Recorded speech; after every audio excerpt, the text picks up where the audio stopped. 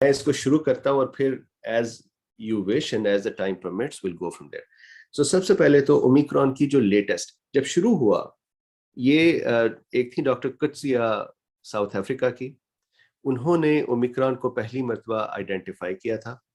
ये जरूरी नहीं कि ये साउथ अफ्रीका से ही शुरू हुआ हो, लेकिन बहरहाल नाम साउथ अफ्रीका का लग गया। साउथ अफ्रीका में 29 नवंबर को ये डिस्कशन शुरू हुई थी। हालांकि 24 दिसंबर में बोट्सवाना में भी चार पेशेंट्स थे जिनको ओमिक्रॉन था।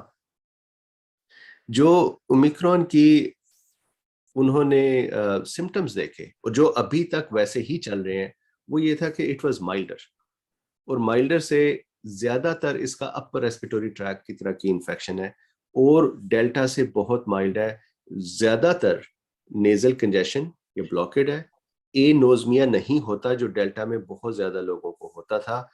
खांसी भी ज्यादा नहीं होती, बल्कि सिर्फ स्क्रैची थ्रोट या पेनफुल थ्रोट होता। उसके साथ हेडेक और कभी fever.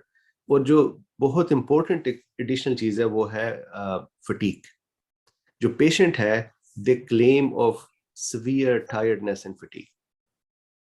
Interestingly, within 1 to 2 days, majority of the patients become recovered, and majority of the patient become recovered in the outpatient.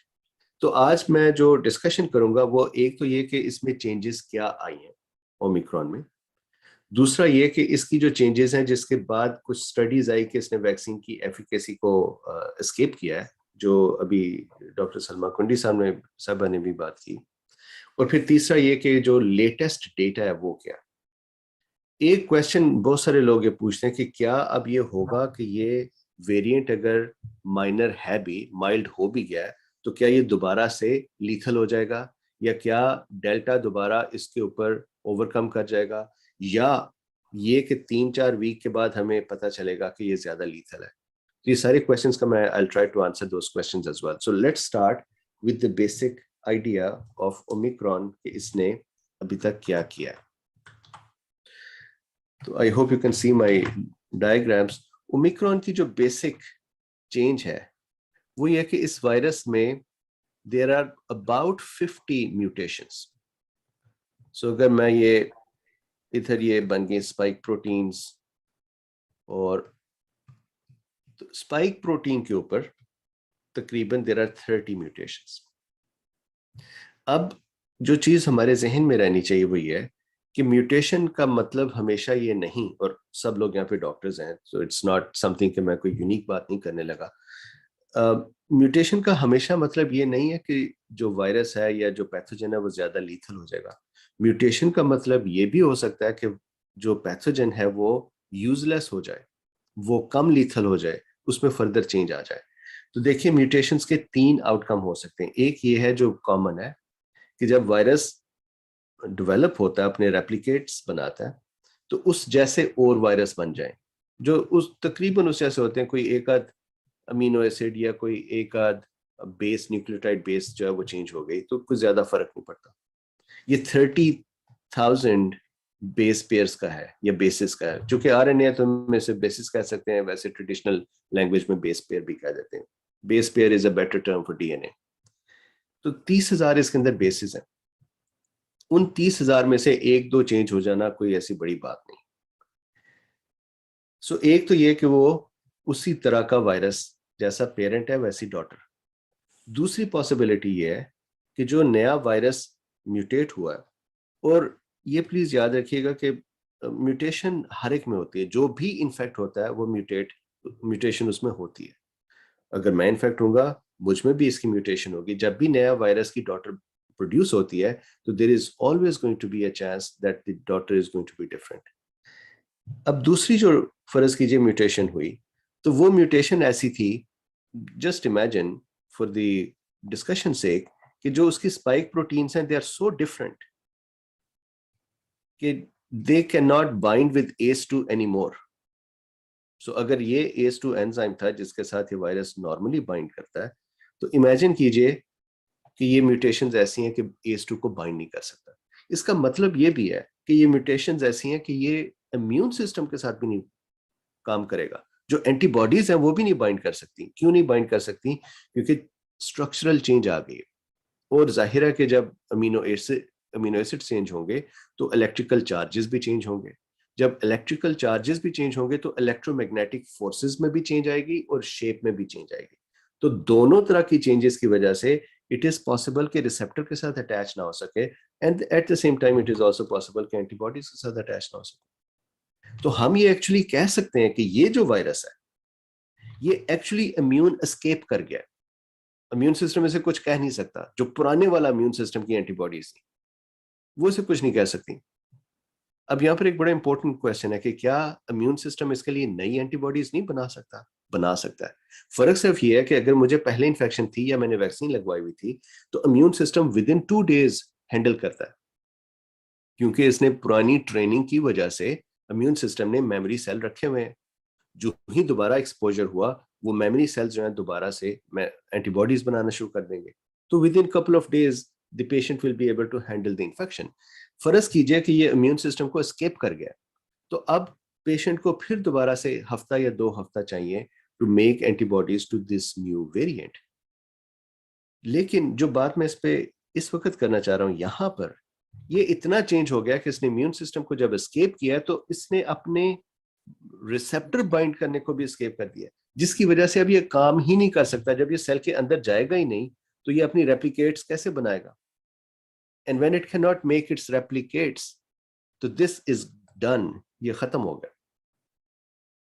तो प्लीज जहन में ये रखिए कि जब म्यूटेशंस होती हैं तो उसका मतलब हमेशा ये नहीं है कि वायरस अब तबाही मचाएगा। वायरस उस म्यूटेशन में अपने आप को भी डिस्ट्रॉय कर सकता है। तीसरी तरह की जो म्यूटेशन है वो म्यूटेशन ऐसी है कि जिसमें वायरस ज्यादा फिट हो जाए, जो पेरेंट है पेरेंट से बेहतर हो जाए। अब जो फिट की टर्म है वो हर पैथोजन की डिफरेंट है। सार्स कोव के लिए फिटनेस का मतलब ये है कि ये जो हमारे लिए बेहतर है और जो सार्स कोव के लिए भी बेहतर है वो ये है कि ये हमारे साथ फ्रेंडली हो जाए, ये ह्यूमनाइज्ड हो जाए, ये हमें नुकसान पहुंचाना बंद कर दे। क्योंकि जब ये हमें नुकसान पहुंचाता है तो ये अपने आप को भी नुकसान पहुंचाता है, ये हमारे साथ मर जाता है। सो वायरस की सिलेक्शन, जब इसकी म्यूटेशंस हो रही हैं, एवोल्यूशन हो रही है, तो इसकी सिलेक्शन में वो कॉपीज बचेंगी जो हमें ज्यादा नुकसान नहीं करेंगी और वो हमारे अंदर they can continue to live with us. एक और जो इसका फिटनेस का पैरामीटर है वो ये है कि जो दूसरे वेरिएंट हैं, जैसे हमारे पास पहले था वुहान वेरिएंट, या उसको एंसेस्ट्रल वेरिएंट भी कहते हैं, उसके बाद अल्फा वेरिएंट था, फिर बीटा वेरिएंट था, अल्फा था यूके का, बीटा वेरिएंट था साउथ अफ्रीका का, उसके बाद डेल्टा था जो इंडिया से ओरिजिनेट किया था, और अब ओमिक्रॉन है, लिटिल ओ। ओमिक्रॉन एक्चुअली है ओ माइक्रॉन, और ग्रीक में इसका मतलब है छोटा ओ। तो ये अगला लेटर था छोटा ओ। इन्होंने कुछ ऐसे लेटर थे जैसे शी था जो ओमिक्रॉन से पहले आएगा, लेकिन वो चूंकि चाइना के प्रेसिडेंट का नाम शी है तो उन्होंने इसको स्किप कर दिया। इसी तरह से एक और था न्यू, न्यू भी इससे पहले था, तो उन्होंने इसे न्यू इसलिए नहीं कहा कि जब वो कहेंगे कि न्यू वायरस है तो लोग समझेंगे कि ये नया बन गया वायरस, तो वो दोबारा पैनिक शुरू हो जाएगा। तो उन्होंने न्यू को भी मिस कर दिया, स्किप कर दिया, शी को भी स्किप कर दिया, और ओमिक्रॉन और या स्मॉल। तो ओमिक्रॉन जो आया इसने पिछले वायरसेस से उनको डोमिनेट करना है अगर ये सर्वाइव करना चाहता। अगर आप जाके nextstrain.org पे देखें तो कई लाख वायरस के स्ट्रेन्स हैं। मैं भी आपको जल्दी से दिखाता हूँ। फर्ज कीजिए मैं जाता हूँ nextstrain.org पर, जो ट्रैक करते हैं SARS-CoV-2 के भी और दूसरे स्ट्रेन्स को भी ट्रैक करते हैं। तो अगर आप यहाँ पे देखिए तो you would say this picture every single dot here is a variant, और ये सिर्फ और सिर्फ एक स्क्रीन के ऊपर 3600 वेरिएंट दिखा सकते हैं। तो हमें जो इस वक्त नजर आ रहे हैं वो 3600 है सिर्फ, लेकिन there are hundreds and thousands of variants. तो वेरिएंट होना is not a big deal. ये अगर आप किसी भी डॉट के ऊपर आप कर लें, ये जो रेड है इधर ये ओमिक्रॉन है, अदरवाइज किसी भी डॉट पे करें तो आपको बता देगा जी कि ये जो न्यूक्लियोटाइड म्यूटेशंस है फलां है और ये इसकी लीनिएज फलां एंड सो ऑन डेल्टा है। ये अगर आप यहाँ आए तो ये आपको बता देगा कि ये ओमिक्रॉन की, अगर दरमियान में देखें तो लिखा हुआ क्लेड 21K ओमिक्रॉन, तो ये ओमिक्रॉन की वेरिएंट है। The point is this Omicron ने अगर सरवाइव करना है तो it has to become fitter than the previous virus. अब प्रीवियस वायरस है डेल्टा। डेल्टा का क्या बिहेवियर है कि डेल्टा, हम यहां से शुरू करते हैं वुहान से। जब वुहान वायरस शुरू हुआ था तो उस वक्त जो उसकी इंक्यूबेशन टाइम था वो 5 दिन था। Mean was 5 days। मीन का मतलब हो गया कि 50% लोगों में 5 दिन के अंदर सिम्टम्स आ जाते थे। और there was a research from China that showed के within 2 days before the symptoms patient would start shedding. उससे पहले वायरस का लोड इतना ज्यादा नहीं है। फॉर एग्जाम्पल लेट्स से मेरे मुंह में इस वक्त वायरस लैंड करे वुहान, तो विद इन 2-3 days उसका लोड इतना ज्यादा नहीं, वो अपनी आप को रेप्लिकेट कर रहा है। 3 दिन के बाद उसकी इतनी क्वांटिटी डेवलप होती है कि it can now shed out. तो वो सिम्टम से 2 दिन पहले तक शुरू करता था शेडिंग करना। जाहिर है उसके बाद थोड़ी देर शेडिंग करेगा during the disease as well. जब डेल्टा आया तो डेल्टा की इंक्यूबेशन टाइम जो है वो रिड्यूस हो गया। That went down to 3 days और इवन लेसर। चुनाचे डेल्टा के पास शेडिंग का टाइम कम हो गया। At the same time Delta was fitter than Wuhan because ये ज्यादा तेजी से रेप्लिकेट कर रहा था। अब ज्यादा तेजी से रेप्लिकेट करने का मतलब ये नहीं है कि जब ये सेल के अंदर गया तो उसके अंदर इसकी कॉपियां ज्यादा बनी। उसके अंदर जो कॉपियां बननी है वो तो क्वांटिटी वही है, वो तो सेल के राइबोसोम के ऊपर डिपेंड करता है। तो हमारे सेल तो नहीं चेंज हो रहे थे। द ओनली थिंग वाज कि it was able to get into the cell fast enough. तो अगर यहां पर एक वुहान वायरस खड़ा है और I am sorry I am trying to speak Urdu, तो मेरे बस का तो उसमें एक एक्सेंट है, मेरे इंग्लिश में भी एक्सेंट है। अच्छा, सो फर्ज कीजिए ये इधर वुहान वायरस है और ये है डेल्टा। तो अगर यहां पे भी एक मैं डेल्टा बना दूं तो दोनों कंपीट कर रहे हैं फॉर दिस एस2। तो जो अफिनिटी है, बाइंडिंग अफिनिटी है डेल्टा की, that was higher than Wuhan. चुनाचे वुहान जो है वो हार गया। अब होता यह है कि जब डेल्टा की अफिनिटी ज्यादा है तो डेल्टा ने बाइंड किया और सेल के अंदर भाग गया। जो बाहर खड़ा रह गया वो वुहान वायरस था। अब जो बाहर खड़ा रह गया उसको क्या क्या होगा, वो मैक्रोफेज खा जाएगा, डेंड्रिटिक सेल खा जाएगा, न्यूट्रोफिल उड़ा देगा उसको। अगर उसकी पहले से एंटीबॉडीज बनी हुई तो एंटीबॉडीज आके लग जाएंगी। अगर कॉम्प्लीमेंट सिस्टम बना हुआ है तो कॉम्प्लीमेंट सिस्टम आके अटैच हो जाएगा। तो ये जो बाहर खड़ा है इसको इसकी शामत आ जाएगी। तो जो बच गया वो है जो सेल के अंदर चला गया। अब यही काम डेल्टा के साथ इसने किया है ओमिक्रॉन ने। ओमिक्रॉन की जो बाइंडिंग एफिनिटी है वो डेल्टा से बहुत ज्यादा है। ओमिक्रॉन हैज बीन लकी कि इसकी म्यूटेशंस इस तरह की हैं कि इसकी बाइंडिंग एफिनिटी भी ज्यादा है और ये सरवाइव भी करता है, क्योंकि अक्सर इतनी म्यूटेशंस के बाद वायरस खुद डिस्टेबल होकर पेरिश हो जाता है। So Omicron became lucky and we became lucky with it कि इसने डेल्टा को ओवरकम कर लिया। मुझे 1 मिनट दीजिए, मैं दरवाजा बंद करता हूँ, बाहर वो हमारी बिल्ली।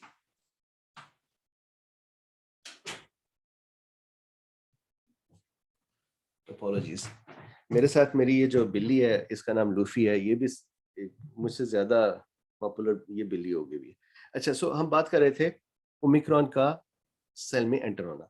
तो ओमिक्रॉन अब ज्यादा तेजी से एंटर होता है। दैट मींस कि आइडियली ओमिक्रॉन का इंक्यूबेशन टाइम कम हो जाना चाहिए क्योंकि ज्यादा तेजी से सेल में एंटर हो रहा है। इंटरेस्टिंगली अभी तक जो डेटा है वो ये कहता है कि इसका इंक्यूबेशन टाइम 11 दिन है, विच इज वेरी इंटरेस्टिंग। अगर 11 दिन है, I don't believe in it, we'll have to wait for data। अगर 11 दिन है और ये नुकसान भी ज्यादा नहीं करता है और ये ट्रांसमिसेबल भी ज्यादा है, तो इसका मतलब ये है कि ये वायरस हमारे इम्यून सिस्टम को ज्यादा तंग नहीं करता। ये आहिस्ता आहिस्ता ग्रो कर रहा है हमारे अंदर, 11 दिन तक ग्रो करता रहता है। उसके दौरान में सिम्टम्स नहीं आते, दैट मीन्स कि इम्यून सिस्टम को इसने तंग नहीं किया। दैट मीन्स कि उसके दौरान इसका लोड बढ़ा है क्योंकि शेडिंग तो कर रही है, शेड कर रहा है, तंग नहीं कर रहा, सिम्टम नहीं आ रहे। That is again A fitness of this virus.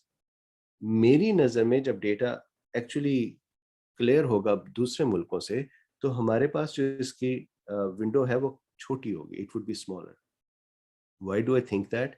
South Africa is heavily HIV positive, और HIV patients में virus can stay in there for a longer period of time and not get clear and also not produce symptoms because their immune system does not respond as vigorously and they do not develop enough symptoms to get to say that I have a disease now.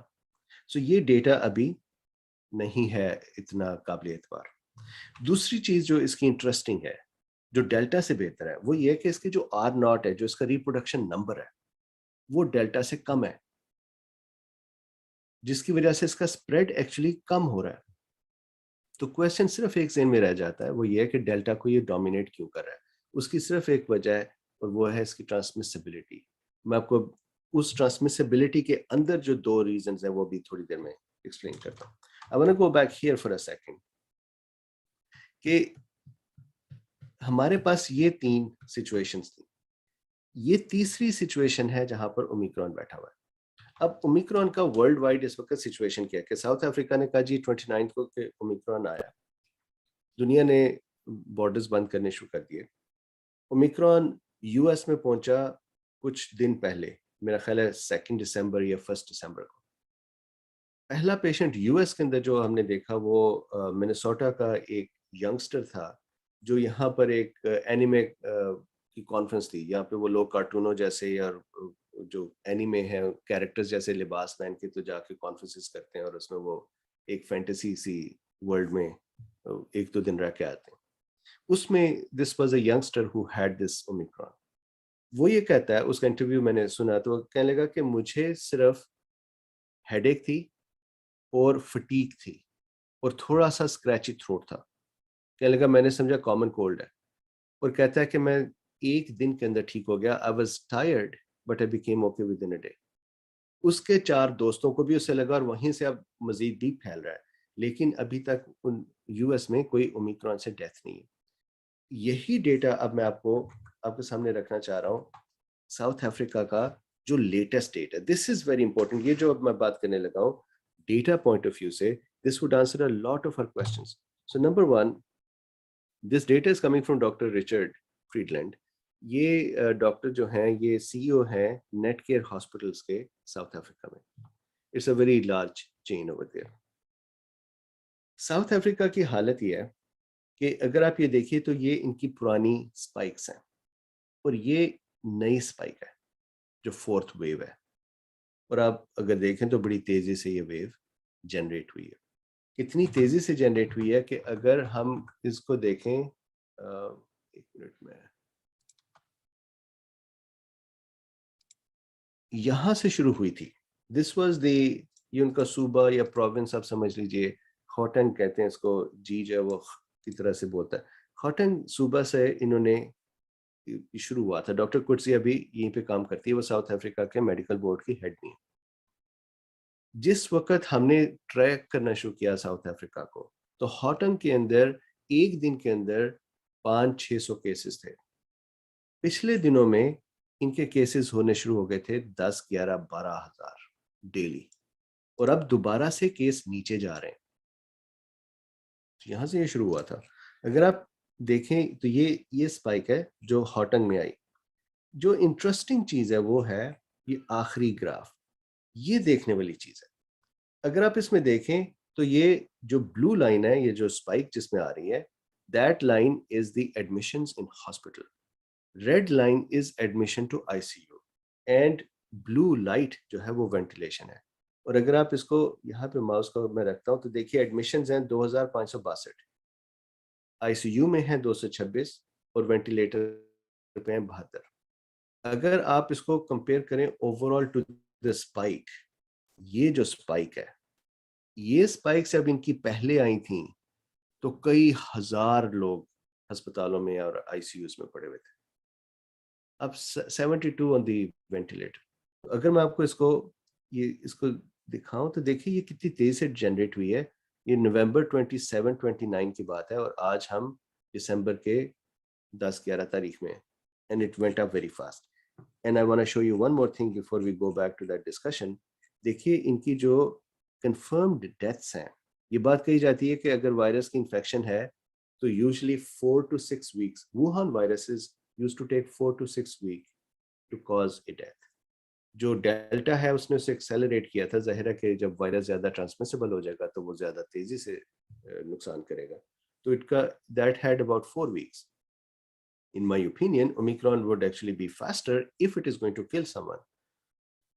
हम इसको कहते हैं 3rd week में, लेकिन उसके बावजूद अगर आप ये देखिए जो डेटा अभी तक नजर आ रहा है उसमें एक्चुअली डेथ रेट कम हो रहा है इंस्टेड ऑफ इंक्रीजिंग। तो यहाँ देखिए नवंबर 28 को 31 डेथ्स थी, और अगर आप देखते जाएं इसी को तो 30 and then it came down to 24, और इस वक्त जो लेटेस्ट है वो 21 है, और आई थिंक एक 20 से भी कम एक जगह पे मैंने देखा था।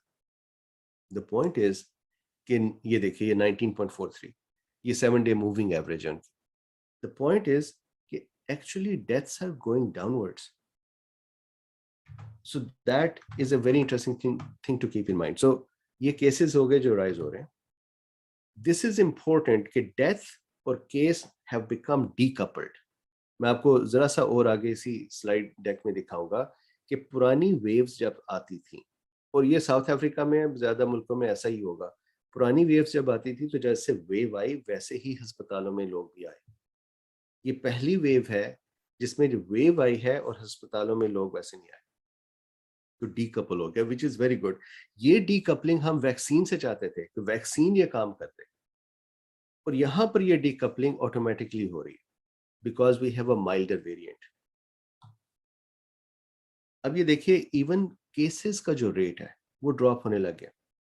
दिस इज साउथ अफ्रीका, इसका जो रेट है ऑफ द न्यू केसेस, मैं वो घूम फिर के फिर वहीं पर वापस आ जाता हूँ। यहाँ पे अगर आप जाके इसके रेट को देखिएगा नए केसेस के, माय अपॉलॉजीज फॉर द, तो यहाँ पर नजर नहीं आ रहा है। पिछले दिनों मैं जब देख रहा था तो किसी एक ग्राफ में इसके केसेस जो है वो नीचे गए हुए। अच्छा आगे चलते हैं। अब सिम्टम्स क्या है? ब्लॉक्ड और रनी नोज, हेडेक, स्क्रैची और sore throat, early trend of this 4th week. So अब मैं वो डॉक्टर रिचर्ड की जो रिपोर्ट है वो आपके साथ शेयर कर रहा हूँ। 15 नवंबर से when admission began to rise indicate a far less severe COVID-19। और जितने डॉक्टर्स अभी तक जिनके साथ मैंने अपने शो में इंटरव्यू किया या उनकी आर्टिकल्स को पढ़ा है, वो ये कहते हैं कि जी आउट पेशेंट में 1 या 2 दिन।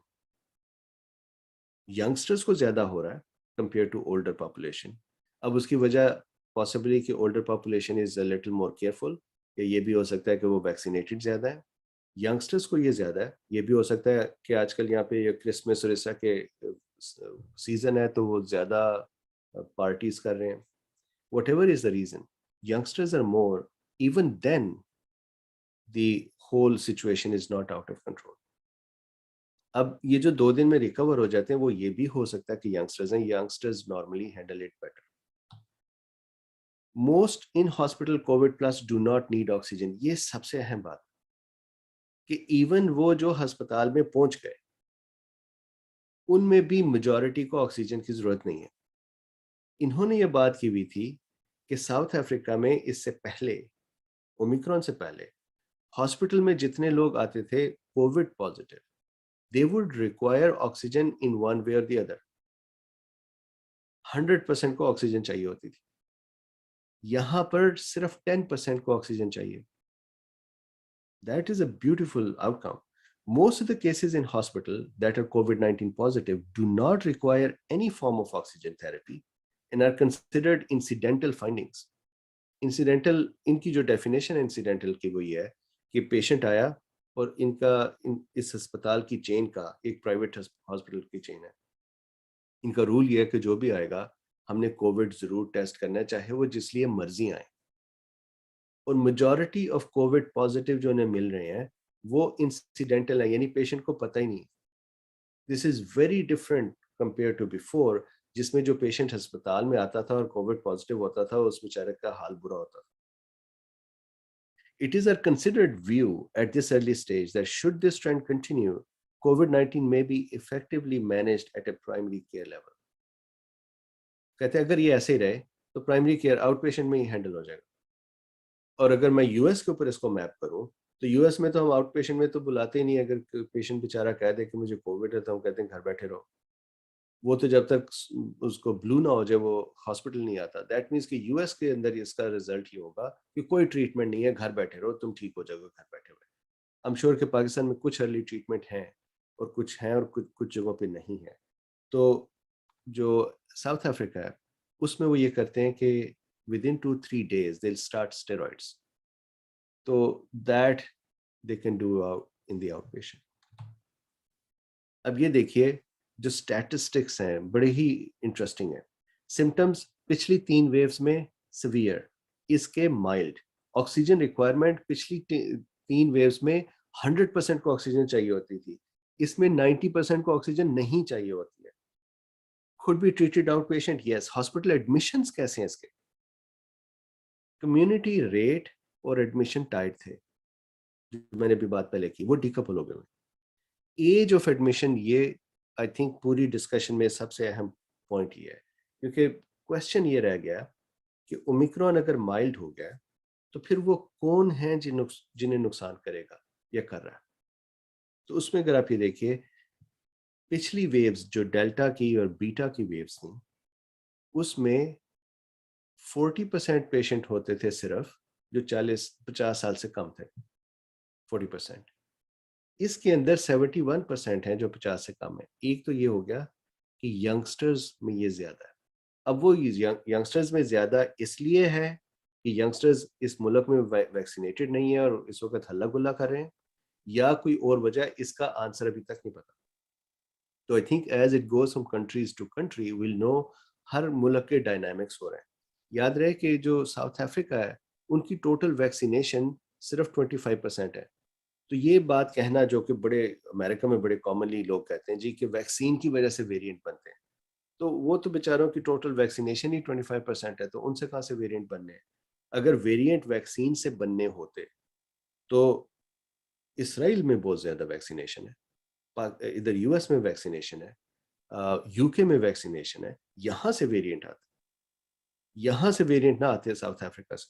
दूसरी चीज है कि साउथ अफ्रीका में HIV बहुत ज्यादा है, that could be a reason for the variant. So back here Delta और बीटा वेव में एवरेज एज पेशेंट की जो हॉस्पिटल में आता था वो थी 54 ईयर कोविड के साथ।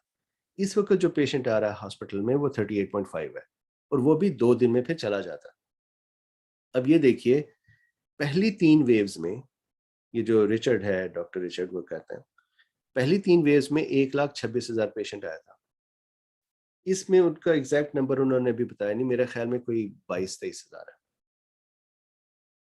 पहली 3 वेव्स में पेशेंट जो थे वो कोविड पॉजिटिव होके ब्लू होके तो पहुंचते थे। इस वेव में 90% तो अस्पताल में इंसिडेंटली मिल रहे हैं कि कुछ और करने आया तो कहा जी ये टेस्ट भी करें तो पता चला पॉजिटिव है। Admissions is very interesting. पिछली 3 वेव्स में 1,26,000 में से 55,000 एडमिटेड थे अस्पताल। अस्पताल आए कोविड के साथ तो उनमें से 55,000 को उन्होंने रख लिया कि तुम ये फिर ठहरो। इस वेव में सिर्फ 337 हैं अभी तक अस्पतालों में। मैं उनके वो जो डॉक्टर्स हैं उनके साथ बात करता रहता हूँ, कॉल करता हूँ या उन्हें अपने शो में बुलाता हूँ, वो कहते हैं आईसीयूज खाली पड़े हुए, बाहर केसेस का कोहराम मचा हुआ कि केस बहुत ज्यादा है। केस उतने ही है जैसे पिछली वेव में थे, आईसीयू खाली पड़े हुए। आईसीयू का पहले एडमिशन था 26% ऑफ द एडमिटेड, सो ये जो 55,000 है इनके 26% would and up in the ICU. इस वक्त आईसीयू में बहुत कम लोग जा रहे हैं। अगर यहाँ नीचे देखिए ऑक्सीजन, इससे आपको आईसीयू का अंदाजा हो जाएगा।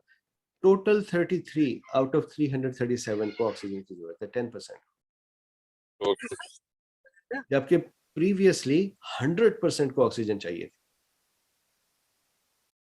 तो अगर सिर्फ 10% को ऑक्सीजन चाहिए तो उनमें से भी सारे वेंटिलेशन या जो हाई केयर है उसमें नहीं जाते।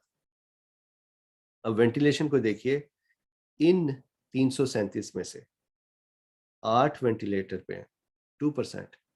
इन 8 में से भी 2 पेशेंट ट्रॉमा के पेशेंट थे जो इस वजह से वेंटिलेटर पे थे कि they had a trauma and when they did their covid test तो दे वर पॉजिटिव। तो असल में सिर्फ 6 पेशेंट्स हैं 337 में से। अगर हम 337 में से 6 पेशेंट्स को देखें तो that is about 2%।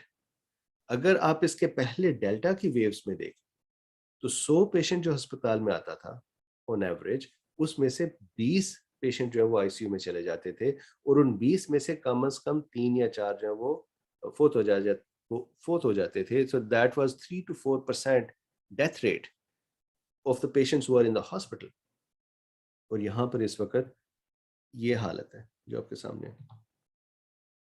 During the first wave, when the overall community positivity rate breached 26%, तो वो अब ये वही बात करने लगे हैं कि बहुत सारे पेशेंट पहले आए थे तो इस वक्त पेशेंट नहीं आए। मैं ये बात करना चाह रहा हूँ, 800 एडमिशंस हुए हैं since November 15। November 15 is suppose to be कि जब ओमिक्रॉन शुरू हुआ, हमें पता नहीं एग्जैक्टली कि कब हुआ, लेकिन जब केसेस राइज होने शुरू हुए हैं तो पॉसिबली तभी हुआ। नवंबर 15 से आज तक साउथ अफ्रीका के नेट केयर के अंदर 800 पेशेंट जो है वो एडमिशन में आए।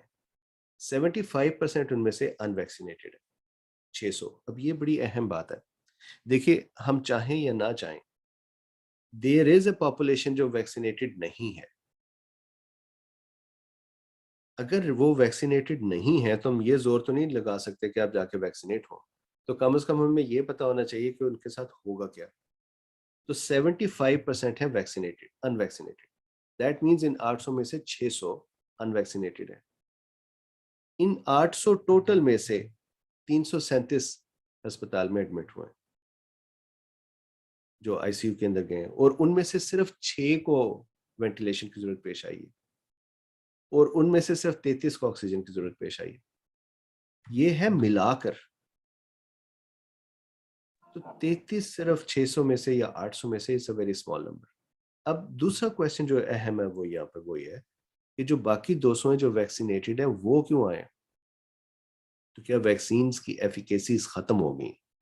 तो आपको ये मैं स्टडी एक दिखाता हूँ, बड़ी अहम स्टडी है और इसको जहन में रखना बड़ा अहम है। ये स्टडी है जी, SARS-CoV-2 Omicron has extensive but incomplete escape of Pfizer BioNTech। ये स्टडी ये कह रही है कि जी SARS-CoV-2 एक्सटेंसिवली इम्यून एस्केप कर गया, फाइजर बायोटेक वैक्सीन का कोई काम नहीं रहा, एफिकेशियस नहीं रही। इसमें थोड़ा सी मैं आपको बताऊं कि पॉलिटिकल इसमें चीज क्या है। पॉलिटिकल चीज ये है कि ये जो टूलियो डी ओलिवेरा है, ये इसका लीड है। Tulio is not a doctor, he is a statistician. इनका एक डिपार्टमेंट है साउथ अफ्रीका में जो कि स्टैटिस्टिक्स का डिपार्टमेंट है, जो ज्यादा फंडिंग जिसको नहीं मिलती। ये आजकल अपनी मैक्सिमम कोशिश कर रहे हैं कि ज्यादा से ज्यादा फंडिंग मिल जाए। इनके जो एक फंडर हैं वो हैं Bill Gates and Melinda Gates. एक ये, दूसरा ये जो डॉक्टर सलीम है, डॉक्टर सलीम अब्दुल करीम, ये भी टूलियो के वो है पार्टनर हैं इन रिसर्चेस में। तो अगर आप इनका भी देखिए तो ये भी फंड्स के लिए। मैं आपको ये दिखाने के बाद I want to show you कि डेटा कैसे, और I think you would agree कि जो मैं बात कर रहा हूँ वो सही है। तीसरा ये Alex Sigal. Alex Sigal is a non African, South African, जो साउथ अफ्रीका में रहते हैं। जितने मीडिया ने ये न्यूज उठाई इस स्टडी की और फैलाई दुनिया में, उन सब ने नाम लिया एलेक्स का। उसकी वजह यह कि एलेक्स साउथ अफ्रीकन नहीं है, Alex is from, I believe, from Britain. तो उन्होंने कहा जी एक ब्रिटिश के रिसर्चर ने ये बात ढूंढ ली, ये शायद जर्मन जर्मन के। अब let's look at the study for a second, ताकि आप देखें कि स्टडी की क्वालिटी क्या है। देखिए स्टडी में ये कहता है, actually let me go to here। Total इसमें बंदे जो स्टडी में पार्टिसिपेंट्स हैं, samples from 12 participants, 12 total participant के सैंपल हैं। ये कोई स्टडी वैसे कोई रखे हमारे सामने 12 बंदों की, तो हम कहते हैं भाईजान जाके दोबारा जरा रिप्रोड्यूस करके लाएं। 12 बंदों के सैंपल पड़े हुए हैं जो पहले किसी और रिसर्च के लिए आए थे, आज से 6 महीने पहले। सो डेल्टा वेव के दौरान कोई पेशेंट्स आए जिनकी किसी और रिसर्च के लिए उन्होंने ब्लड सैंपल लिए हुए। इन हजरात ने जाकर वो 12 सैंपल्स को उठाया। उन 12 सैंपल्स में से 6 वैक्सीनेटेड थे और 6 अनवैक्सीनेटेड थे। जो 6 वैक्सीनेटेड थे उनमें से सिर्फ एक को इन्फेक्शन थी। जो बाकी 6 अनवैक्सीनेटेड थे उनमें ज्यादा इम्यून एस्केप था, या उनमें जो ओमिक्रॉन है उसने ज्यादा हर्ट किया उनके सैंपल्स को। तो बजाय इसके कि वो ये कहते कि वैक्सीनेटेड 6 थे, उनमें से सिर्फ एक को इम्यून एस्केप हुआ, तो that is an 80% protection.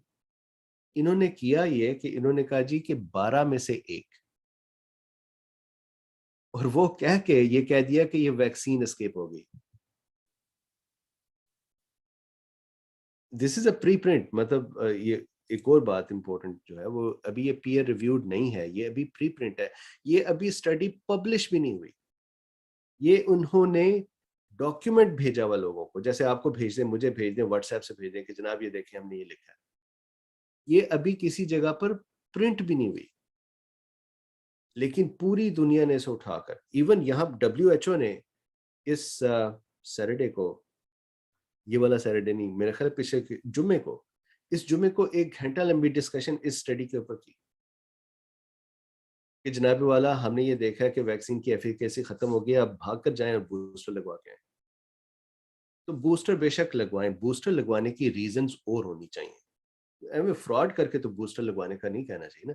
Booster लगवाने की रीजन होनी चाहिए कि अगर आपने पहले वैक्सीन लगाई है और उसको 6-7 महीने हो गए हैं, उसकी एफिकेसी कम हो गई है और आप एट रिस्क हैं, फॉर एग्जांपल मेडिकल प्रोफेशनल हैं या कोई और ऐसा काम करते हैं जिससे आप एक्सपोज्ड हैं, और अगर आप महसूस करते हैं कि आप you need protection, maybe your age is such और maybe your comorbidities are there, तो बूस्टर मेक सेंस। लेकिन डरा के, इसी वजह से ये जो एंटी वैक्सीन ग्रुप्स हैं वो ज्यादा स्ट्रांग हो जाते हैं इस तरह की चीजें देख कि जनाब 12 बंदों की स्टडी दी और 12 बंदों में से 6 को एक्चुअली वैक्सीनेट किया, वैक्सीनेटेड थे, उनमें से सिर्फ एक को मसला हुआ, लेकिन कह दिया सारों को हुआ, 12 में से एक को हुआ। तो इस तरह की जो हरकतें थी, दैट वाज इंटरेस्टिंग। सो ये देखिए, the remaining 6 participant had a record of previous infection. अब दिस इज अनदर थिंग, जो बाकी 6 थे उनको प्रीवियस इन्फेक्शन थी। इन्होंने इसमें यह भी कह दिया कि प्रीवियस इन्फेक्शन वाले भी एस्केप हो गए, इवन वो भी एस्केप नहीं हुए। तो क्या बिल्कुल एस्केप नहीं हो रहा? तो let me explain that one part. देखिए ये वायरस जो है, जस्ट वन क्विक सेकंड, मैं अपनी स्क्रीन ड्राइंग स्क्रीन ढूंढ लूं। अच्छा, ये जो वायरस है वो जाहिर है कि अपनी 34 म्यूटेशंस के साथ एस्केप तो करेगा। उसका मतलब क्या है कि वायरस की, लेट से, स्पाइक प्रोटीन के ऊपर 30, देयर आर अबाउट 30 और 29 mutations on the spike protein. अब इन म्यूटेशंस का इंपॉर्टेंट बात यह है कि virus should stay capable of being able to attach with ACE2। If mutations are so much, let's say कि स्पाइक प्रोटीन की इसने ये हालत बना दी, तो ये स्पाइक प्रोटीन ACE2 के साथ तो लगेगी नहीं। तो इस काबिल रहना चाहिए कि ACE2 के साथ कनेक्ट हो सके, दैट मींस बहुत ज्यादा चेंजेस नहीं हो सकते। एट द सेम टाइम इस काबिल होना चाहिए कि कुछ एंटीबॉडीज इसके साथ अटैच ना हो सकें, क्योंकि वो ऐसी स्ट्रक्चरल चेंजेस हो जाएं कि जो एंटीबॉडीज प्रोड्यूस्ड हैं वो ना चल सके। वायरस ने इन दोनों चीजों को बैलेंस में रखना है कि अपने हाथ को इतना ना बदल दे कि ACE2 को पकड़ ही ना सके, और हाथ को इतना भी वैसा ना रहने दे कि एंटीबॉडीज इसे पकड़। चुनाचे जो ट्रांसमिसिबिलिटी बढ़ी है उसमें डेफिनेटली इसने एंटीबॉडीज को कुछ एस्केप जरूर किया, लेकिन इतना एस्केप नहीं किया कि बिल्कुल ही निकल जाए। अगर बिल्कुल निकल जाए, अगर वैक्सीन से ये वायरस बिल्कुल निकल जाए, तो उसका मतलब ये है कि इसने अपनी स्पाइक प्रोटीन को इतना बदला है कि वैक्सीन अब इस स्पाइक प्रोटीन को recognise, vaccine generated antibodies spike protein को रिकॉग्नाइज करती ही नहीं. If that is the case, तो ACE2 would not recognize it either. Then the virus will have to find a new receptor to connect. And if that happens, then this will be called a SARS-CoV-2, and we will have a new pandemic already started, and everybody infected previously and immune or vaccinated and immune will be a patient again. Fortunately, वो नहीं हुआ. एक चीज. दूसरी चीज, immune escape में ही ये एक और इम्पोर्टेंट बात है. इसकी जो चेंजेस हैं ओमिक्रॉन की, उनमें से एक स्पेशल चेंज है विच इज एन इंसर्शन. तो आप, हम सब मेडिकल के लोग हैं, हमें पता है कि जब कोई बेस पेयर्स चेंज होते हैं तो इट इज पॉसिबल कि म्यूटेशन हो जाए, तो अमीनो एसिड वही रहे लेकिन उसकी जो बेसिस हैं उसका स्ट्रक्चर बदल जाए. ये भी पॉसिबल है कि अमीनो एसिड इटसेल्फ चेंज हो जाए. तो फॉर एग्जांपल किसी एक जगह पे अमीनो एसिड X जो है वो Y बन जाए. और ये भी मुमकिन है कि कुछ डिलीट हो जाए, और ये भी मुमकिन है कि कुछ इंसर्ट हो जाए. These are all possible changes. इस ओमिक्रॉन में एक इंटरेस्टिंग चेंज है. वो चेंज ये है कि जो इसकी स्पाइक प्रोटीन है, स्पाइक प्रोटीन की जो बेसिस है, जो जेनेटिक मटेरियल है, अगर मैं इसका सारा जेनेटिक मटेरियल बनाऊं, ये फर्ज कीजिए ओमिक्रॉन का पूरा 30,000 बेसिस का जेनेटिक मटेरियल है, तो इसके अंदर यहां पर कहीं स्पाइक प्रोटीन का मटेरियल पड़ा हुआ है. स्पाइक प्रोटीन के शुरू में उसका एन टर्मिनल डोमेन है, NTD. हमने सबने ये पढ़ा था अमीनो एसिड्स की एक साइड नाइट्रोजन है और दूसरी साइड कार्बोक्सी है, तो N terminal end C terminal. तो इसका एक साइड जो है वो बिगिनिंग साइड जो वो एन टर्मिनल है. एन टर्मिनल के अंदर जो शुरू का हिस्सा है वो सुपर एंटीजन का हिस्सा है. दैट मीन्स कि अगर कोई एंटीबॉडी वहां अटैक करे तो वो इस वायरस को न्यूट्रलाइज कर देती. उससे जरा सा आगे, ये उससे जरा सा आगे, एन टर्मिनल डोमेन से जरा सा आगे एक इंसर्शन आई है इसमें. वो इंसर्शन है 214 सीक्वेंस पर, और इंसर्शन है किसी और वायरस की इंसर्शन है ये सर? जी सर, ये आई है ह्यूमन कोरोना वायरस. इंसर्शन है EPE है, आई थिंक ये है glue proline and glue. So glue pro glue, ये इंसर्शन आई. ये इंसर्शन ह्यूमन कोरोना वायरस जो है HCOV 229, human corona virus HCOV 229 के अंदर ये सीक्वेंस है एक. दूसरा, ह्यूमन हमारे RNA में भी ये सीक्वेंस मौजूद है EPE का. तो या तो ओमिक्रॉन ने ये सीक्वेंस ह्यूमन कोरोना वायरस से चोरी किया या हमसे किया. अब हमारे RNA में से ये चोरी करना इसके लिए जरा मुश्किल है. इट इज पॉसिबल, थ्योरी ये है कि इट इज पॉसिबल कि जो इसका RDRP है, RNA dependent RNA polymerase Omicron का, जब वो फंक्शन कर रहा है, और ये अक्सर वायरसेस ये करते हैं, तो फर्ज कीजिए हम इसको देखते हैं यहाँ पर RDRP को.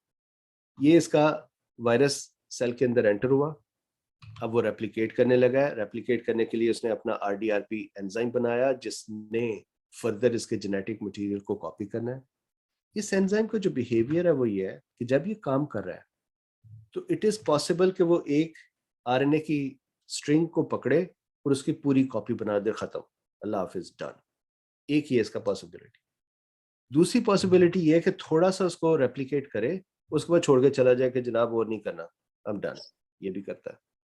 तीसरी पॉसिबिलिटी ये है कि काम कर रहा है, उसको डिसएंगेज करे, फिर दोबारा एंगेज कर ले, यानी it disengages on the RNA and then reengages. जब रीएंगेज करता है तो बाज़ वक़्त उसी जगह एंगेज करता है और बाज़ वक़्त जरा सा हट के एंगेज करता है.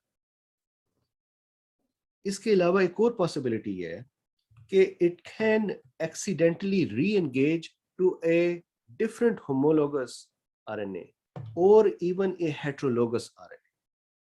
होमोलोगस RNA होगा जो ह्यूमनाइज्ड कोरोना वायरस है, कि उसका RNA लगता इसी जैसा है जैसे SARS-CoV-2 है, पर जरा डिफरेंट है. हेटेरोलोगस होगा अगर हमारा RNA उठा ले, तो ये तो मुश्किल काम है. This is possible.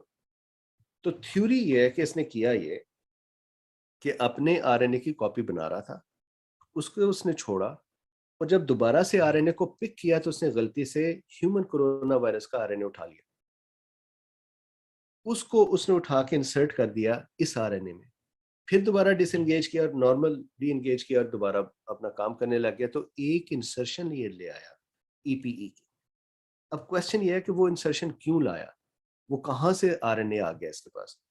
तो जो ह्यूमन कोरोना वायरसेस हैं, जो हमारे 86% ऑफ अस, हमारे गलों में ह्यूमन कोरोना वायरस मौजूद है, और हर साल तकरीबन 20% जो कॉमन कोल्ड होती है वो ह्यूमन कोरोना वायरस से होती है. इसका जो स्पाइक प्रोटीन है ह्यूमनाइज कोरोना वायरस की, वो ACE2 के साथ बाइंड नहीं करती, वो बाइंड करती है ANPEP रिसेप्टर के साथ. ये रिसेप्टर ANPEP और ACE2 रिसेप्टर GIT में और रेस्पिरेटरी सिस्टम में एक एक सेल पे ये दोनों रिसेप्टर मौजूद है.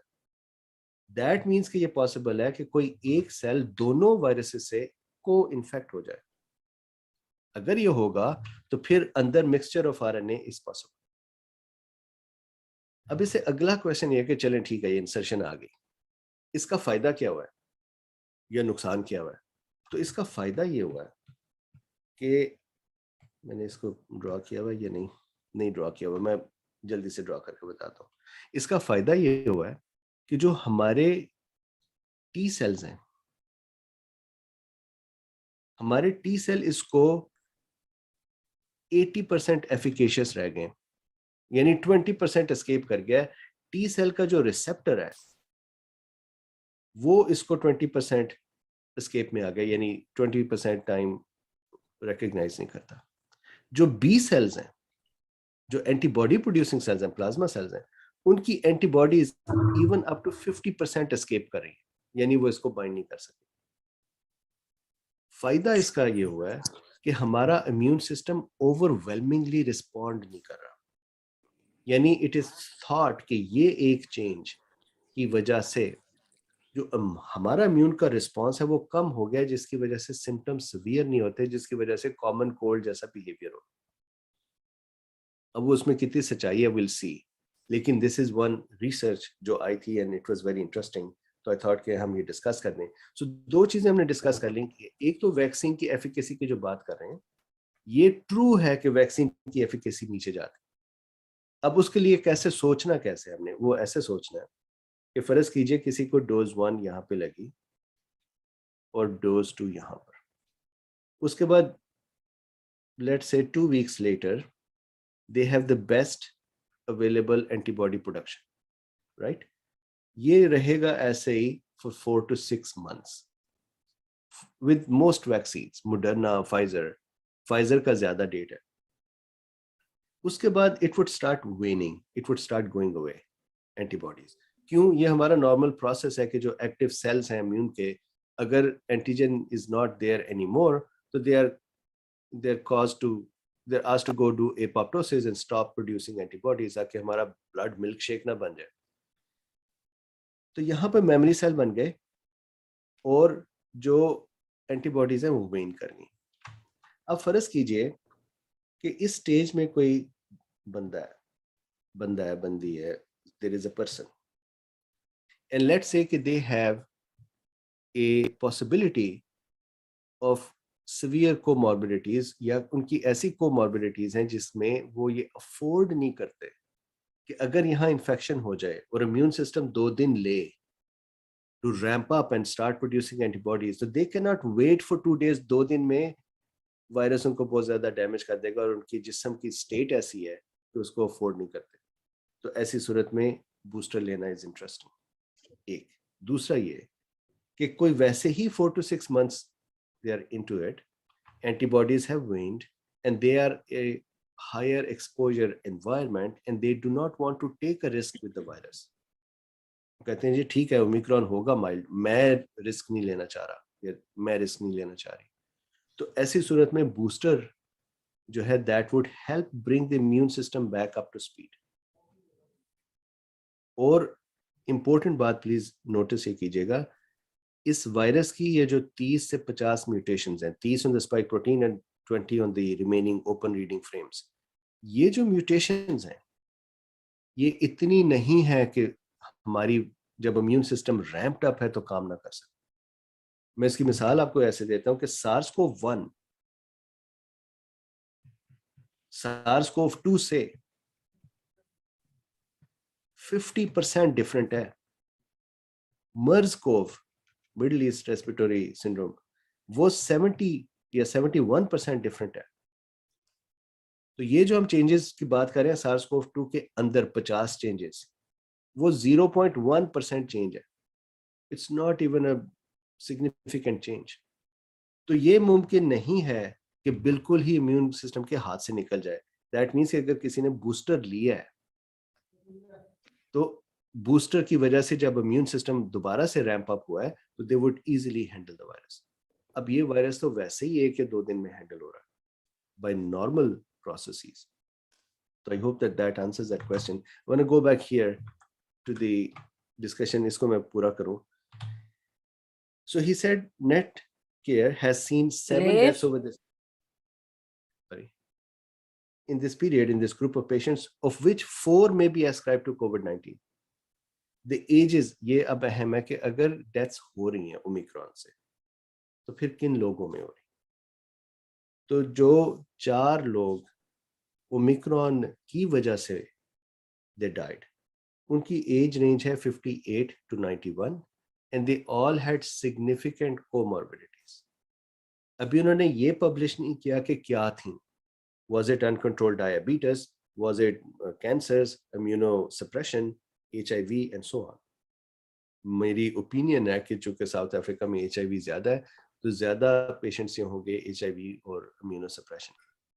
लेकिन एज रेंज देख लीजिए 58 to 91 और इवन इस रेंज के साथ भी और इन कोमॉर्बिडिटीज के साथ भी 337 में से 4 डेथ कंपेयर टू जो पहले हैं कि 100 में 4 या 5। सो ये मैंने एक कार्टून बनाया हुआ था। So this is the discussion for today. Why not we open up for any questions जो आपके ज़हन में? Before this, you start the question and answer. Dr. Bilqis, can you give few comments before we start question answer? Professor Bilqis is here, and Professor Saira is also here. Professor Bilqis. Thank you so much, sir. And I'm very grateful to Dr. Mubin. I call him Dr. Bean more. I had as yet to hear a more descriptive account of COVID and Omicron. I haven't, it was a little too complicated for me, sir, being a clinician, talking about the genetic sequences. But in the meanwhile, talking more about the clinical sense, I have one question which I would like to ask. Something which has been troubling me for the last few days. One of the updates by WHO dated 28th November 2021 says, effectiveness of prior SARS-CoV-2 infection, right? So one is what you talked about, that a patient who has had COVID in the past, how much he's immune from getting Omicron, right? So that was what you talked about, escaping or evading immunity. This statement is a little disturbing. It says that preliminary evidence suggests there may be an increased risk of reinfection with Omicron. That is, people who have previously had COVID-19 could become reinfected more easily with Omicron. So I would like you to throw light upon this, and if you have any update as to over the last 2 weeks, what new information they have gathered. So this is something clinical which I'd like to know. And secondly, sir, the message remains the same. Wear masks, maintain social distance, hygiene, and vaccine. And now, over the last 2 years, one more message which we have developed is get your boosters. At least in Pakistan, they have been recommended and they have been made Address in totally your free browser. of charge How can I find out the address? Can you to trace it? all call कर सकते हो? individuals. नहीं उठा रहे ना News हाँ, चल रहा होगा। If Miss Nilesh Agarwal could लोगों से गुजारिश है कि अपने kindly mute. माइक फोन क्या बोली बात लेट हो रहा है So what I was saying was that in Pakistan, they have recommended the booster dose and made it made it available totally free of charge to individuals who have had their second dose of Sinopharm 6 months after the second dose. And they include people more than 50 years of age, immunocompromised, and all healthcare workers. So the message to all the healthcare workers, especially those who are attending, and I can see many have attended from King Edward Medical University, specifically East Medical Board, the message is to get the boosters, as Dr. Mubin has said. Thank you so much, sir, and if you could throw light on that point. Thank you very much, and a very good point actually. Yeah, isme to look at these things, we have to keep two things in our mind. एक तो ये है कि there is a push towards vaccines. चुनाचे WHO या CDC या FDA would find studies that would promote their point of view. और बहुत का doctors ऐसे studies provide भी कर देते. However, having said that, जो ये एक point है कि vaccinated are getting more infected. उसका जो basic idea है वो I'll explain it. वो actually interestingly इस पे इस वक्त drawn भी है. वो idea ये है कि कोई vaccinated हो या previously infected हो. जो शोर मचा था वो ये था कि previously infected लोगों को ज़्यादा ये ओमिक्रॉन जो नुकसान कर रहा है. और वो भी that data also came from this study. क्योंकि इस स्टडी में अगर आप देखें तो इन्होंने लिखा हुआ है the remaining 6 participants had a record of previous infection in the SARS-CoV-2 infection wave in South Africa, where infection was the ancestral D614G, that 14G, that was the beta. ये 12 लोगों की बेस के ऊपर दुनिया ने पता नहीं क्यों अपने आप को इस हालत में ले आए. अब क्वेश्चन ये है, अगर हम इसको मैकेनिज्म पॉइंट ऑफ व्यू से देखें, क्लिनिकली देखें मैकेनिज्म को जरा सा उसके साथ अटैच करके, तो क्या प्रीवियसली इन्फेक्टेड या वैक्सीनेटेड को ये इन्फेक्शन हो सकती है? पहला क्वेश्चन ये है. और नंबर 2, क्या वो डेल्टा की निस्बत ज्यादा नंबर में हो सकती है? तो दोनों का आंसर है यस. उसकी रीजन क्या है? मैं ये जब भी अपनी टॉक्स में ये बात करता हूँ, इट रियली डिपेंड्स कि आपकी इस वक्त इम्यून सिस्टम की हालत क्या है. इट इज़ ये जनरलाइजेबल स्टेटमेंट नहीं है कि किसी को पहले इन्फेक्शन थी तो अब ये ओमिक्रॉन हो जाएगा, या वैक्सीन थी तो ओमिक्रॉन हो जाएगा, या कुछ भी नहीं है तो ओमिक्रॉन हो जाएगा. इम्पोर्टेंट बात यह है कि पेशेंट की स्टेट क्या है. क्या वो इस स्टेज पर है, इस स्टेज पर है, इस स्टेज पर है, या इस स्टेज पर है, उसके मुताबिक रिजल्ट है. That means it is case to case. For example, कोई अभी वैक्सीनेट हुए, उसके बाद वो 2 या 3 वीक आफ्टर द वैक्सीनेशन यानी फुली प्रोटेक्शन की स्टेट में, इम्यून सिस्टम पूरी तरह से चल रहा है और हेल्थी है, इम्यूनोसप्रेशन नहीं है, कोई कोमॉर्बिडिटीज नहीं है, यहाँ पर है. ऐसे बंदे को आप दोबारा एक्सपोज कर दें, चाहे ओमिक्रॉन से करें, डेल्टा से करें, उससे कुछ भी नहीं होगा. हो सकता है एक आध दिन के लिए थोड़ा सा सिम्टम्स आए. वजह क्या है कि IgA is sitting in the mucus membranes और immune system is actively producing antibodies, everything is running. चुनाचे they would not even know. अगर इसी बंदे को यहाँ पर 6 महीने के बाद जब एंटीबॉडीज हैव वेन्ड, IgA बहुत कम हो गई है, ब्लड के अंदर और टिश्यूज के अंदर IgG बहुत कम हो गई है, इम्यून सिस्टम के सेल अक्सर एपोप्टोसिस कर गए हैं, बाकी जो मेमोरी बन के बैठे हुए हैं, यहाँ पर अगर आप इनको इन्फेक्ट करें, अगर एक्सपोजर हो, तो देखिए अगर ओमिक्रॉन है तो वो ज्यादा तेजी से करेगा आइडियली. देखिए मैंने ये बात भी की कि कहते हैं कि ओमिक्रॉन की जो इंक्यूबेशन पीरियड है वो 11 दिन है. अगर ओमिक्रॉन का इंक्यूबेशन पीरियड 11 दिन हो तो यहाँ पर तो उसे कुछ भी नहीं करना चाहिए, लेकिन हम इन्फेक्शन देख रहे हैं. सो मैंने जैसे पहले अर्ज किया था, I do not believe that number. I think वो डेटा मेरे ख्याल है आना है उसको कि हमें किसी ने वो नंबर फैला दिया। जी। अगर यहाँ पर हैं पेशेंट, चाहे वो प्रीवियसली वैक्सीनेटेड है या वो प्रीवियसली इन्फेक्टेड है, तो उनके जिस्म को it would take a couple of days, immune system लेता है 10 घंटे से 10 आवर्स से 48 आवर्स टू रीस्टार्ट। इसके दौरान में सिम्टम्स आ सकते हैं। ओमिक्रॉन चूंकि ज्यादा तेजी से ट्रांसमिट करता है फ्रॉम सेल टू सेल, तो वो ज्यादा तेजी से सिम्टम लाएगा। तो दैट मीन्स कि हमें प्रीवियसली इन्फेक्टेड में इन्फेक्शन मिलेगी और सिम्टम भी मिलेंगे। डेल्टा में हो सकता था सिम्टम ना मिलते हो, क्योंकि डेल्टा वो take a little more time. उसको अगर हम ट्रांसलेट यू कर दें, अब मतलब जो पॉलिटिकल साइड है वो ये है कि इस मैसेज को उठाकर ट्रांसलेट यूं किया जाए कि देखो जो पहले से इन्फेक्टेड हैं, आप लोगों को भी इन्फेक्शन हो रही है, जाके बूस्टर लगवा लो या वैक्सीन लगवा लो। तो जो आधी बात है वो सच्ची है कि जो पहले से इन्फेक्टेड था उसको इन्फेक्शन हो रही है और डेल्टा की निस्बत सिम्टम भी ज्यादा जल्दी आ रहे हैं। जो उसकी बाकी आधी बात है कि इसका मतलब यह कि वैक्सीन लगाओ, वो जरूरी नहीं। और एक जो बात छोड़ दी गई है वो ये है कि ये विद इन, अभी तक का जो डेट है वो ये कि with in 1 to 2 day out patient में ही हैंडल हो जाएगा। तो मेरी नजर में जो वैक्सीन का मैसेज है, that should stay separate from a viruses behaviour. वो एक अलग मैसेज है कि जी वैक्सीन लगवाना अच्छी चीज है, प्रोटेक्शन है, बूस्टर लगवा लें, ये रीजंस हैं, टोटली डिफरेंट।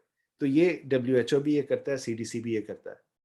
और अमेरिका में तो कम से कम स्टडीज, अब मुझे क्या 30,000 स्टडीज मैंने पढ़ी हैं पिछले 2 साल में। अब तो उसमें से आपको ये जो खास टॉपिक है कि प्रीवियसली इन्फेक्टेड को इन्फेक्शन दोबारा हो सकती है कि नहीं, उसके ऊपर अगर आप मुझे कहें तो कुछ 3-4 ऑथेंटिक स्टडीज हैं जो कहती हैं कि प्रोटेक्शन बड़ी अच्छी है, और 3-4 ऑथेंटिक स्टडीज हैं जो कहती हैं प्रोटेक्शन अच्छी नहीं है। तो एक ग्रुप ने एक ग्रुप की स्टडीज पकड़ी हुई है, दूसरे ने दूसरे की पकड़ी हुई है, और वो लेके उसको फिरते हैं। जो रियलिटी है वो ये है कि मैकेनिज्म के पॉइंट ऑफ व्यू से अगर पेशेंट इस स्टेट में है, यहाँ पर है, तो उन्हें इन्फेक्शन होगी और उन्हें सिम्टम आएंगे, और इट्स ओके। क्वेश्चन ये है कि उनकी अपनी बॉडी की स्टेट क्या है। फॉर एग्जांपल अगर कोई पेशेंट है ल्यूकीमिया के, या कोई पेशेंट है कैंसर के, या कोई पेशेंट है अनकंट्रोल्ड डायबिटीज के, रीनल फेलियर्स के, तो आप उनके ऊपर ये रिस्क लेना ही नहीं चाहते यहाँ पर। बूस्टर ठीक है, लगवा तो आप उन्हें इससे पहले ही कहते हैं कि जी आप ये 4-6 महीने हो गए, आप यहाँ पे बूस्टर लगवा लें, ताकि इम्यून सिस्टम दोबारा इस हालत में आ जाए। So I hope जी। that answers that जी question. Professor Sir, Saira, thank you so much. जी, प्रोफेसर बिल्कुल सायरा है। Afzal. Yes, sir. Thank you very much for giving me this chance. And it is a wonderful lecture by Dr. Mubin. And I always enjoyed his talk because it is based on evidence. और जब भी ये बात करते हैं figures के साथ, research के साथ, लेटेस्ट साइंटिफिक एविडेंस के साथ बात करते हैं। और सबसे अच्छी बात ये कि साथ ये जो हमारे पॉलिटिकल इश्यूज हैं और सोशल साइंसेज के इश्यूज हैं, उनको भी साइंस के साथ ज़रूर प्रूव करते हैं और डिसप्रूव करते हैं, मैथ्स को, डिसइंफॉर्मेशन को। And that is the greatest service to humanity. बहुत ज्यादा बड़ी बात है कि वैक्सीनेशन को अगर हमने सपोर्ट करना है तो हमने फैक्ट्स एंड फिगर्स के साथ सपोर्ट करना है। और हमने ये चांस नहीं देना उन लोगों को जो वैक्सीनेशन के खिलाफ बोल रहे हैं कि वो कहें कि देखिए तो मिसट्रस्ट है, ये तो गलत बात है, और वो हमारी किसी भी बात को वैक्सीनेशन के खिलाफ इस्तेमाल कर सकें। तो वैक्सीनेशन की बहुत खूबसूरत उन्होंने बात की कि तमाम फैक्ट्स और फिगर्स जो अभी तक हमें ये शो कर रहे हैं कि वैक्सीनेशन या बूस्टर तो लगवाना चाहिए था एक खास लोगों को कोमॉर्बिड कंडीशंस के अंदर, और इसको ओमिक्रॉन के साथ जोड़ देना अभी बहुत जल्द है, और कोई हमें फैक्ट्स, फिगर्स, एविडेंस, रिसर्च इसको सपोर्ट नहीं कर रही। और मेरा ख्याल है ये बहुत बड़ा मैसेज है जो डॉक्टर मुबीन आपने दिया, and I am so thankful कि आपने ये बात रेज की। हमने पाकिस्तान में एक स्टडी की मुख्तलिफ सेंटर्स में, it is a multi centre study. अभी उसके हमने ये देखा कि पाकिस्तान में मेल्स फीमेल्स में, और एज जो थी that is up to 70 years, और youngest age is starting from 20 years। Vaccination के बाद आफ्टर 6 months वेनिंग स्टार्ट हुई, और जो फीमेल्स थी उनकी एवरेज तकरीबन 8 महीने के बाद दे स्टार्ट डिक्रीजिंग काउंट्स और एंटीबॉडीज कम हुई। तो ये Very interesting. आपके जो इंटरनेशनल जिस तरह डेटा शो कर रहे हैं, पाकिस्तान का डेटा भी यही शो कर रहे हैं कि बूस्टर उनको लगवाने की जरूरत है जिनमें हम हाई रिस्क कैटेगरी समझ रहे हैं, और फीमेल्स के अंदर थोड़ा सा बेहतर रिस्पॉन्स आया एंटीबॉडीज का, इसमें आप बेहतर तौर पे बताएंगे कि why females have a little better response to the vaccination. और दूसरी बात जो मुझे लगता है कि कंफ्यूजन का बाइस बनी, वो ये था कि जब WHO ने से वेरिएंट ऑफ कंसर्न शो किया, क्योंकि ओमिक्रॉन जब आया और अभी बहुत प्रीलिमिनरी डेटा था और बहुत कम लोग रिपोर्ट हुए, मैं सुबह भी पढ़ रही थी कि इंडिया में there are only 5 people that have been shown of positive with Omicron, और पाकिस्तान में सिर्फ एक सस्पिशियस केस है कराची में, जिसके ऊपर भी अभी सस्पिशन है। We are not very much confirmed कि ये वाकई ओमिक्रॉन का केस है, लेकिन इसे वेरिएंट ऑफ कंसर्न जब WHO ने कहा in November, that is one of the reason कि हम सारे लोग परेशान हो गए और पाकिस्तान में 6 कंट्रीज पे बैन लगा, ट्रैवलिंग वहां से बैन हुई, and that has a grave economical impact specially on countries like Pakistan.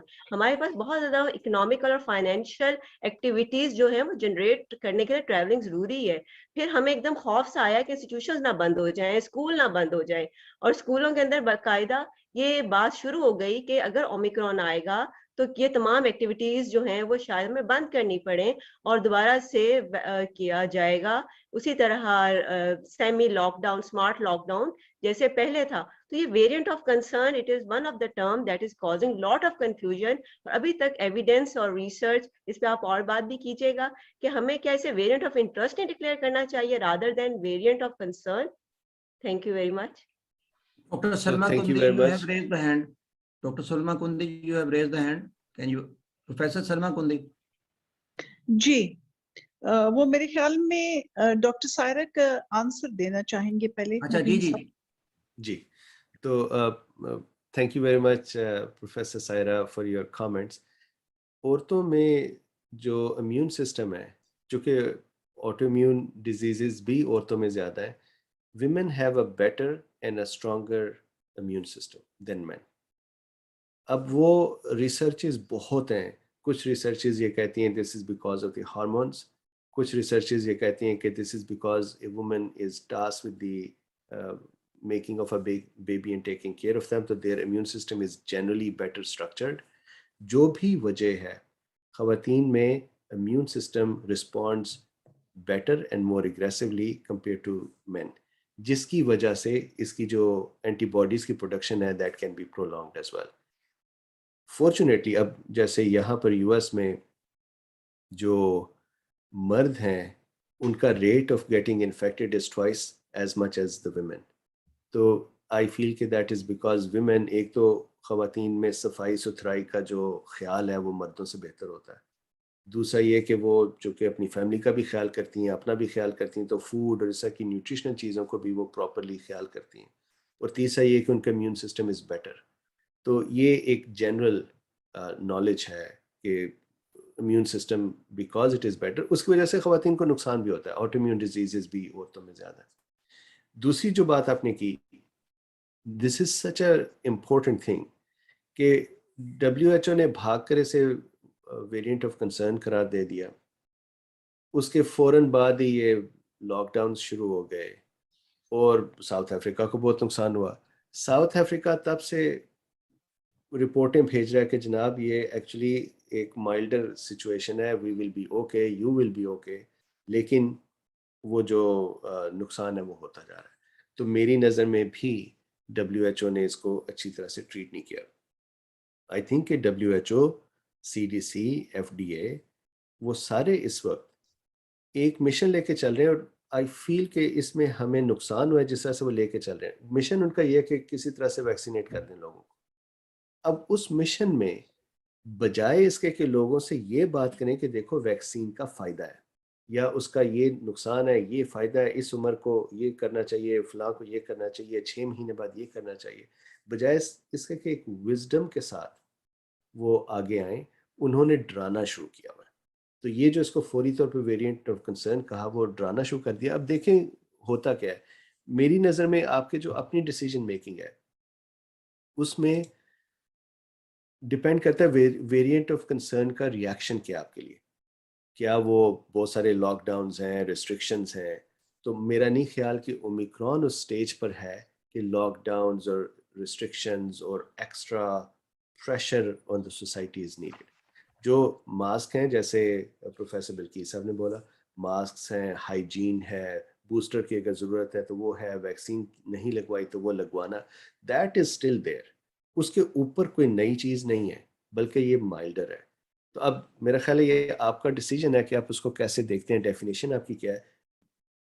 WHO ने गलत किया कि VOC डॉक्टर बना मुबीन, उसकी वजह यह है कि जब वुहान का वायरस आया तो उसने WHO को बता दिया था, और WHO भी लेट जागी और कंट्रीज भी लेट जागी। उसका फायदा अब कुछ और हो ना हो, मेरे ख्याल में द ओवर कॉन्शियस होने का फायदा ये है कि अब वो मोर्टेलिटी को कम करना चाहते हैं।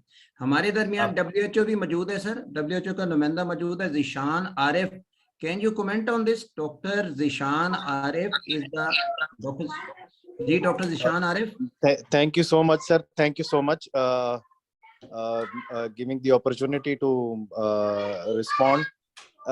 I am totally agreed with your comment, sir. Actually, sir बिल्कुल ठीक बात कर रहे हैं कि थोड़ा सा इसको डराने की उसमें वो थोड़ा ज्यादा ले गए हैं, लेकिन अगर इसको कंपेयर करें विद इनिशियल आउटब्रेक, तो I think at that time जिस तरीके से अभी ओमिक्रॉन के लिए इन्होंने रिस्पॉन्ड किया है, उस टाइम पे बिल्कुल एग्जैक्टली इसी तरह से रिस्पॉन्ड करना चाहिए था।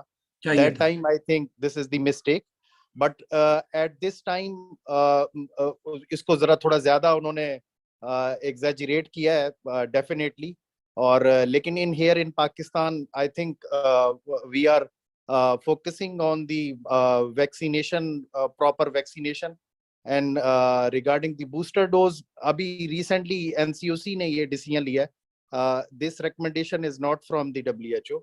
This decision is wholly solely decided by the NCOC, not by the WHO. Thank you, sir. Dr. Munir Azhar, Dr. Munir, Professor Dr. Munir Azhar is there. Can you comment few? Dr. Professor Munir Azhar. Professor Munir Azhar. Okay. Assalamu alaikum. Ji, Professor Munir Azhar. Thank you very much. Yeah, really, I enjoyed the whole session. Although it was very nicely elaborated और इतनी अच्छे प्यारे अंदाज में बातें की हैं कि मुझे बहुत अच्छा लगा। मुझे बीच में नींद भी आने लगी थी वैसे लेकिन जो इतनी अच्छी फिगर्स दी हैं आपने, और खास तौर पे वो 12 बंदों का जो जिक्र कर दिया और फिर जिस तरीके से उसका इम्पैक्ट आया है, तो मेरा ख्याल ये है कि जो फर्दर डाटा इसके बाद आएगा इंशाल्लाह that will be I opening for WHO and the concerned authorities as well. तो मेरा ख्याल है टेक होम मैसेज यही है हमारे लिए कि जो इस वक्त डिसीजन हमारे नेशनल लेवल के ऊपर हुआ है वो बिल्कुल ठीक है, और हमें रीवैक्सीनेट की तरफ जाना चाहिए ताकि बूस्टर डोज हो जाए, और जिनकी नहीं हुई उनके लिए तक वो दो जारी है। और मेरा ख्याल है कि हमारी आज की जो डिस्कशन है पाकिस्तान के हिसाब से वो यही है। And thank you very much doctor मुलाजिम, आपने इतना अच्छा प्रोग्राम अरेंज किया। मुबीन साहब का भी शुक्रिया, सायरा अफजल की बहुत अच्छी बातें, और बिल्किस अख्तर की भी, और मैडम कुंदी की रह गई है, उनकी सुनने वाली है। Professor thank you. Madam Salma Kundi, आपसे पहले मैं एक और जूनियर डॉक्टर उससे सवाल पूछ लूं, अगर इजाजत हो तो उसको इजाजत दे दूं। जी, doctor Uzma has 3 question. Doctor Uzma, आप खुद पूछ लें या मैं पूछूं आपकी तरफ से? Doctor उज़मा Malik. Bismillahirrahmanirrahim, sir. I am Dr. Uzma Malik. I am Associate Professor of Dr. Bilkis Shabir in East Medical Ward. Sir, I have 2 or 3 questions. मैं देख रहा था 3 क्वेश्चन है आपके। जी सर जो प्रेजेंटेशन आपने दी वो बहुत जबरदस्त और बहुत अच्छी थी। आई रियली एंजॉयड दैट, और खासतौर पर पैथोफिजियोलॉजी को आपने क्लिनिकल एस्पेक्ट्स और स्टैटिस्टिक्स के साथ जिस तरह से कोरिलेट किया, that was commendable. Sir, we assume that after 4 to 6 months the immunity is going to wane. Is there any cutoff objective limit of antibody levels which can indicate that the booster is now much more helpful to take than not to take? क्या objectively time bound रहना ज्यादा बेहतर है आपके ख्याल में, या antibody cut of level भी है? फॉर एग्जांपल जिस तरह से ये हेपेटाइटिस बी के इम्यूनोग्लोबुलिन लेवल कट ऑफ करा के देख लिए जाते हैं, क्या इसके भी कोई हैं?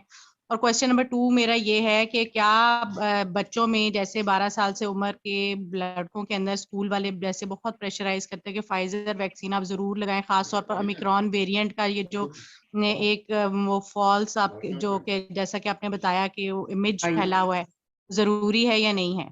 जी जी डॉक्टर जी, मुबीन। ठीक है। सर आपका सेकंड क्वेश्चन था बच्चों में एज क्या? जी 12 साल के उन्होंने लिखा है कि is it important to vaccinate kids more than 12 year age to prevent the Omicron. दूसरा सवाल उन्होंने ये किया है, is it Pfizer safe in boys more than 12 year. तीसरा सवाल है, should health care worker should take the booster vaccination. और सर ठीक है। नेक्स्ट क्वेश्चन ये कि एंटीबॉडी कट ऑफ लेवल कोई अगर है तो वो हमारे लिए हेल्पफुल हो सकते हैं या नहीं? जी ठीक है। So let me answer these. बहुत ही अच्छे क्वेश्चंस हैं, thank you very much doctor Usma. So पहला जो है antibody cut off, this is the most interesting thing. मैं इसके साथ मुझे रोज ये चैलेंज आता है। अभी तक world wide antibody cut of का कोई एक नंबर जैसे कि पुराने टेस्टों में है वो अभी तक एस्टेब्लिश नहीं हुआ। सो हो ये रहा है कि हर एक टेस्ट किट जो है that is coming in and saying कि अच्छा जी अगर एक से ज्यादा है तो ये पॉजिटिव है या रिएक्टिव है, और एक से कम है तो नहीं है, या एक है तो थ्रेशोल्ड है। कोई नंबर दिया हुआ नहीं है। Even in the international units कोई नंबर दिया हुआ नहीं है कि 6 इज द कट ऑफ। उसकी वजह है, I think it is understandable, उसकी वजह ये है कि SARS-CoV-2 हमारे लिए नया है, बेशक 2 साल पुराना हो गया फिर भी नया है। और हमें ये नहीं पता कि मुख्तलिफ लोगों की जो बॉडीज़ हैं वो किस लेवल पे जाके से हैंडल कर लेती हैं। कुछ लोग हैं जिनके अंदर कई हज़ार में जाती है और वो हैंडल करते हैं, और कुछ जो है वो बड़े थोड़े से नंबर्स के साथ 60-70 के साथ हैंडल कर लेते हैं। मैं रिसर्च में जो लोग यूज़ करते हैं, जब स्टडीज़ को पढ़ता हूँ, तो नॉर्मली 11 का जो लेवल है उसके ऊपर अगर हो तो वो उसको 100% प्रोटेक्टिव समझते हैं अपनी रिसर्च में। तो जब कोई आपको आके ये कहता है जी वैक्सीन एफिकेशियस है या नहीं, और मैंने इन विट्रो स्टडी की है, तो normally a number of antibody level titer at 11 and above is taken as protective. तो I hope कि that clarifies it. There is no number. तो वो हर टेस्ट किट का नंबर है, कोई एक जनरल नंबर नहीं। I think that number will emerge in the coming months and days, लेकिन इस वक्त नहीं। जो दूसरे आपके क्वेश्चंस हैं, वैक्सीन, जो वैक्सीन्स का मैं एक जनरल आपको अगर फार्मूला अर्ज करूं, जो एडिनोवायरस बेस्ड वैक्सीन्स हैं वो 50 साल से कम उम्र की खवातीन को अवॉइड करनी चाहिए। That means Johnson and Johnson और AstraZeneca, because of the clotting issue. मेरी वाइफ ने एडिनोवायरस बेस्ड वैक्सीन ली है, जबकि मुझे पता था कैसे ये होता है। हम गए वहाँ पर, उन्होंने कहा जी जॉनसन एंड जॉनसन है। मैंने हिना की तरफ देखा, मैं कहा मेरा ख्याल है आज का दिन स्किप कर दे। वो कहने लगी मैं आई हुई हूँ तो लगवा लेती हूँ। अब उसको 6 महीने हो गए, आज तक उसके जो साइड इफ़ेक्ट्स हैं, जो इंजरी है वो चल रही है। तो ख़वातीन को जो एडिनोवायरस बेस्ड वैक्सीन हैं उसको अवॉइड करना चाहिए, या उन साइड इफ़ेक्ट्स हैं। लड़कों को 29 से यंगर मैसेंजर RNA में बहुत कम, लेकिन फॉर श्योर उनको कार्डियक इन्फ्लेमेशन हो सकती है, मायोकार्डाइटिस मायोकार्डाइटिस हो सकती है। जो यूएस के नंबर्स हैं वो ये है कि जो जितने भी लोगों को अभी तक हुआ है, मेरा ख्याल है 30, वो सारे के सारे 1 या 2 दिन के रेस्ट और सपोर्टिव थेरेपी के बाद ठीक हो गए। There is no death. अब इसराइल में और यूरोप में there were couple of deaths in each.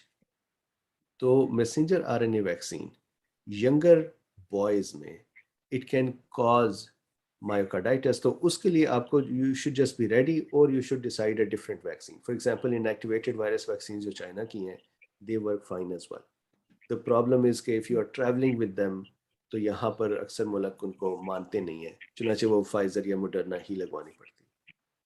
अब जो बच्चे हैं 12 साल के लेकर 19 साल तक, जो डेटा है वो डेटा ये है कि 1 साल से 9 साल तक के बच्चों में आज तक कोविड से डेथ्स ऑब्जर्व नहीं हुई जो हेल्थी हैं। देयर आर पेशेंट्स, यूके की एक स्टडी है जिसने कई हज़ार बच्चों को स्टडी किया, तो जो बच्चों को कोमॉर्बिडिटीज़ थी, फॉर एग्जांपल टाइप 1 डायबिटीज़ थी, या कैंसर्स थे, या कोई और एंड स्टेज डिजीजेस थी, they were also, they fell ill to COVID and died with that as well. लेकिन जो हेल्थी बच्चे थे 1 से 9 साल, उनमें 0 डेथ्स हैं। 1 साल से कम उम्र के जो बच्चे हैं उनमें कोविड से डेथ्स हैं, एंड दैट मेक्स सेंस, क्योंकि बच्चा जब पैदा होता है तो उसका भी इम्यून सिस्टम डेवलप नहीं हुआ होता फॉर अबाउट अ ईयर, तो उसके दौरान में अगर इन्फेक्शन हो जाए तो उन्हें हैंडल करना मुश्किल होता है। 10 साल से 18 साल के बच्चों में भी कोविड की वजह से सिवियरिटी और डेथ्स हैं। चुनाचे अगर मेरा कोई बच्चा इस एज में हो तो आई वुड रिकमेंड कि वो वैक्सीन लगवा लें।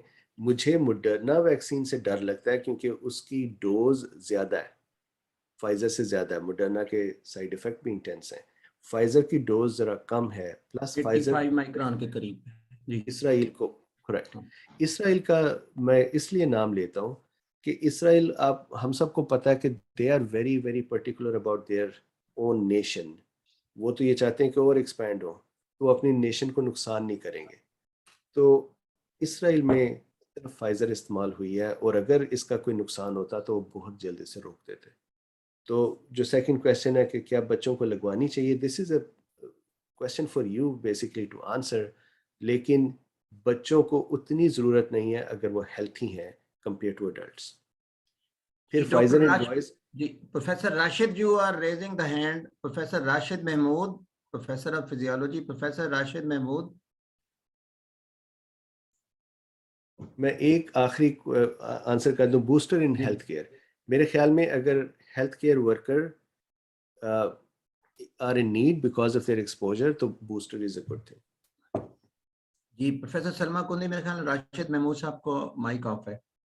जी, अस्सलाम वालेकुम, that was such a lovely talk as usual, I enjoyed it thoroughly.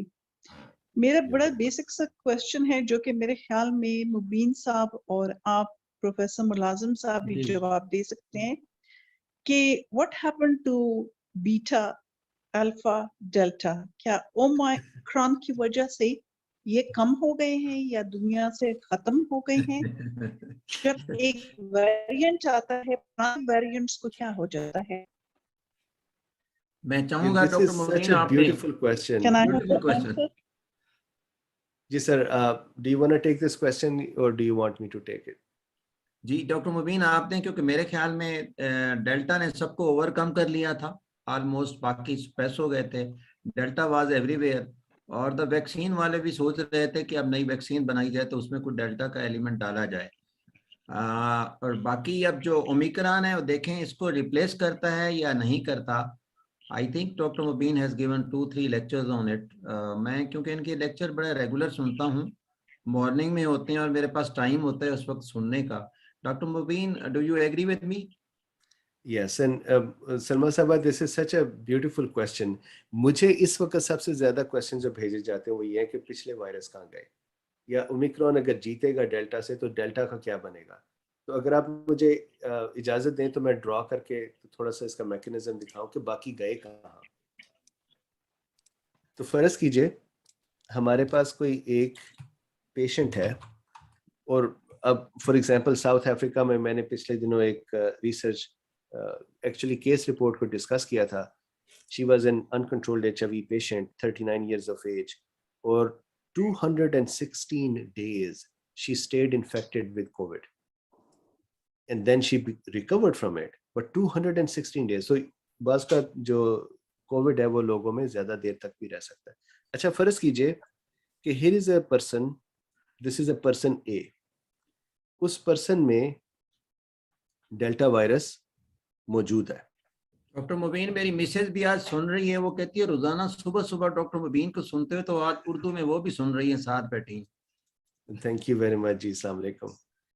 So sir, this is very kind of you कि आप सुनते हैं। तो ये फर्ज कीजिए कोई बंदा है, बंदी है, डेल्टा वायरस उनके अंदर मौजूद है।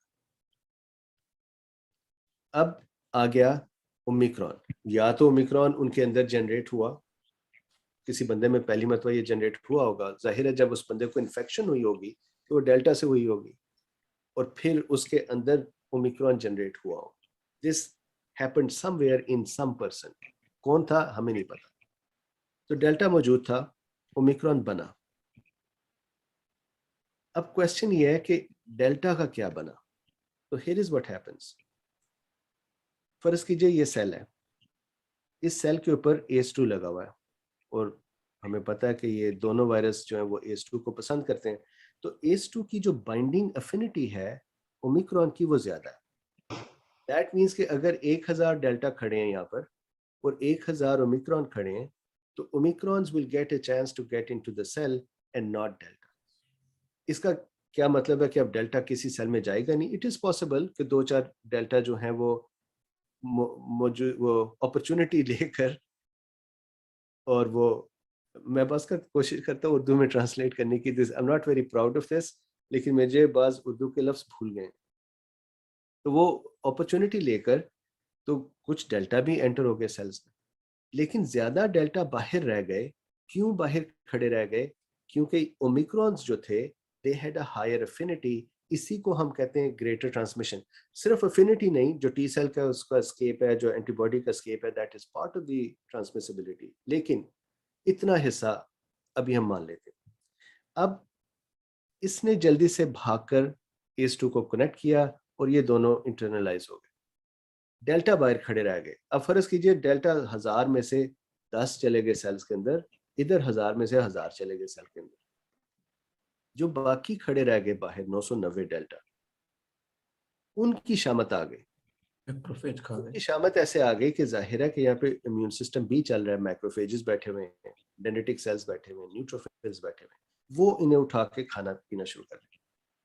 अगर इस बंदे का इम्यून सिस्टम इस हालत में था कि हफ्ता हो गया है इन्फेक्शन को, एंटीबॉडीज प्रोड्यूस हो रही हैं, तो अब ये डेल्टा सेल के अंदर तो जा नहीं सकता, तो ये खड़ा हुआ है, तो इसको आके एंटीबॉडीज भी लगेंगी। जब एंटीबॉडीज को ऑप्शनाइज करेंगी तो ये फेगोसाइटोज भी होगा। जब एंटीबॉडीज इसको ऑप्शनाइज करेंगी और उसके साथ जब अटैच होंगी तो बायोलॉजिकल फंक्शन शुरू होंगे, तो कॉम्प्लीमेंट सिस्टम एक्टिवेशन भी होगी। कॉम्प्लीमेंट इटसेल्फ भी इसको कोट करेगा, जिससे ऑप्शनाइजेशन भी होगी, प्लस कॉम्प्लीमेंट की वजह से डिस्ट्रक्शन भी होगी। तो ये जो बाहर खड़े रह गए, जो हार गए ओमिक्रॉन से, वो तबाह कर दिए गए। चुनाचे ओमिक्रॉन की मौजूदगी में या एक ज्यादा ट्रांसमिसिबल की मौजूदगी में जो पिछला है वो कंप्लीटली वाइप आउट हो जाता है। It does not stay there. तो जो पहला वुहान वायरस है या जो बीटा था या अल्फा था, वो लैब्स में या कुछ कम्युनिटीज में जो ज्यादा एक्सपोज्ड नहीं है, हो सकता है वहां पे मौजूद हो। जैसे US में इस वक्त 0% रह गए हैं, खत्म हो गए हैं बिल्कुल। तो वो गए कहाँ? वो इंसानों के अंदर ही मारे गए, जबकि जो नया वेरिएंट है जो ज्यादा ट्रांसमिसिबल है, वो ज्यादा फिट था, उसने टेक ओवर कर लिया। तो ये होता है। Alhamdulillah ji, thank you so much. So that is, we've become hopeful now. जो ज्यादा ताकतवर वायरसेस थे वो खत्म हो गए, अब कम ताकतवर रह गए, and gradually it will all be wiped out, inshallah ta'ala. I'm so very End of the happy. pandemic. Inshallah. और Another thing, Dr. virus Mubin, की- I wanted to make a Sorry. statement. वो यही था, I'm very fond of Chinese vaccines. मुझे adeno virus वाले vaccine से भी डर लगता है, messenger RNA से भी. I don't know why. I think Chinese are the safest. तो बच्चों को मेरे ख्याल में वही देनी चाहिए, और 1-2 साल इंसान उनको ट्रैवल ना ही कराए, अंडर 12 या between 12 and 19 तक अगर वो दिए जाए तो I think it's a safe bet.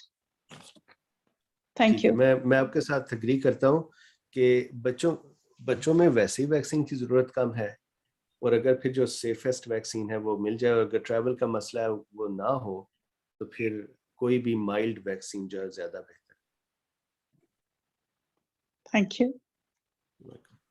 Ji, if और there is no समीर साहब, आपने जो question, बात की कि जो स्ट्रॉन्ग वायरस था, डेल्टा हमें नुकसान पहुंचाने में स्ट्रॉन्ग था, पर वो ओमिक्रॉन से फिट होने में स्ट्रॉन्ग नहीं रहा, and that is how delta जो है ऑन द वे आउट। तो बड़ी अच्छी आपने बात की कि उम्मीद बन गई है। लोग ये कहते थे कि नेक्स्ट वेरिएंट्स हमेशा और ज्यादा नुकसानदेह होंगे, और ये कहते थे ये वैक्सीन की वजह से हो गया और फलां हो गया, एंटी वैक्सर्स ने बहुत ही बुरा हाल किया हुआ था। ये जो वेरिएंट है ये एक्चुअली कंपेयर टू डेल्टा ज्यादा फिट है, क्योंकि ये डेल्टा को पीछे छोड़ गया है, लेकिन चूंकि ये माइल्ड है तो हमारे साथ भी रहेगा। तो यू आर वेरी करेक्ट कि अल्लाह खैर करे, अच्छी हो गई है। Inshallah. जी डॉक्टर मुबीन, अगर हम स्पेनिश फ्लू को देखें ना, तो वो उसके भी 2 साल के 2.5 साल जब वेव्स आती रही, तो फिर आखिरी वेव बिल्कुल ही स्लो थी।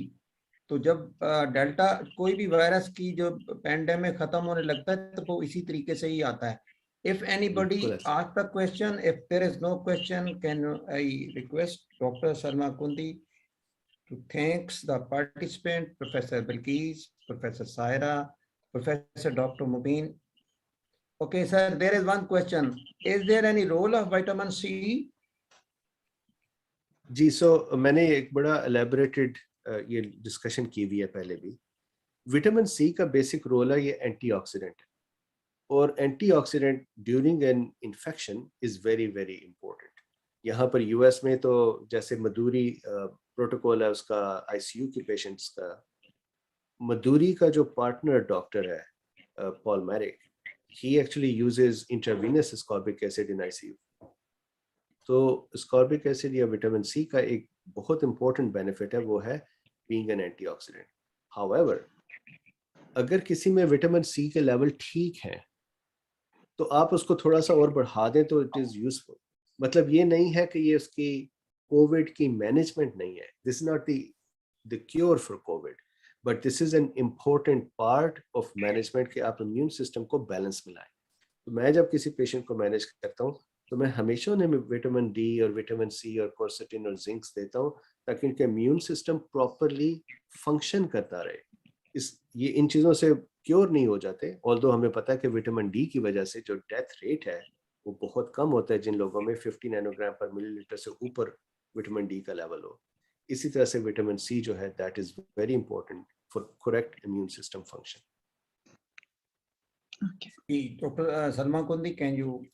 Okay. Thank you so much, Professor Mulazim Saab, for arranging this lovely webinar. And I thank our panelists, Dr. Saira and our lovely Dr. Bilqis. And my special thanks to Dr. Mubin. We love your talks. Allah bless you, and thank you for giving us time. And thank you to everyone who attended today, especially Professor Mazhar Saab, Rashid Saab, and Javed Sarwar Saab, and everyone. I hope we meet next week, and I hope we keep on meeting in better times, और Allah पाक इस corona के graph को नीचे नीचे ले जाके खत्म कर दे। आमीन। Thank you. Thank you so much.